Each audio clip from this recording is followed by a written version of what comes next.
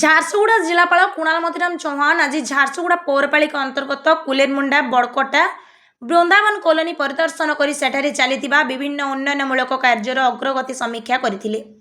ଏହି ଅବସରରେ ସେ କଲୋନୀର ରାସ୍ତା, ନିଷ୍କାସନ ବ୍ୟବସ୍ଥା, ପାନୀୟ ଜଳ ଯୋଗାଣ, ପରିମଳ ବ୍ୟବସ୍ଥା ସହ ଅନ୍ୟାନ୍ୟ ମୌଳିକ ସୁବିଧାର ସ୍ଥିତି ଅନୁଧ୍ୟାନ କରିଥିଲେ। ପରିଦର୍ଶନ ସମୟରେ ଜିଲ୍ଲାପାଳ ସ୍ଥାନୀୟ ବାସିନ୍ଦାଙ୍କ ସହ ସିଧାସଳଖ ଆଲୋଚନା କରି ସେମାନଙ୍କ ସମସ୍ୟା, ଅଭାବ ଓ ଆବଶ୍ୟକତା ବିଷୟରେ ଅବଗତ ହୋଇଥିଲେ। ଜନସାଧାରଣଙ୍କ ଦ୍ୱାରା ଉଠାଯାଇଥିବା ବିଭିନ୍ନ ପ୍ରସଙ୍ଗର ଶୀଘ୍ର ସମାଧାନ ନିମନ୍ତେ ସମ୍ପୃକ୍ତ ବିଭାଗୀୟ ଅଧିକାରୀମାନଙ୍କୁ ଆବଶ୍ୟକ ପଦକ୍ଷେପ ଗ୍ରହଣ କରିବାକୁ ସେ ନିର୍ଦ୍ଦେଶ ଦେଇଥିଲେ।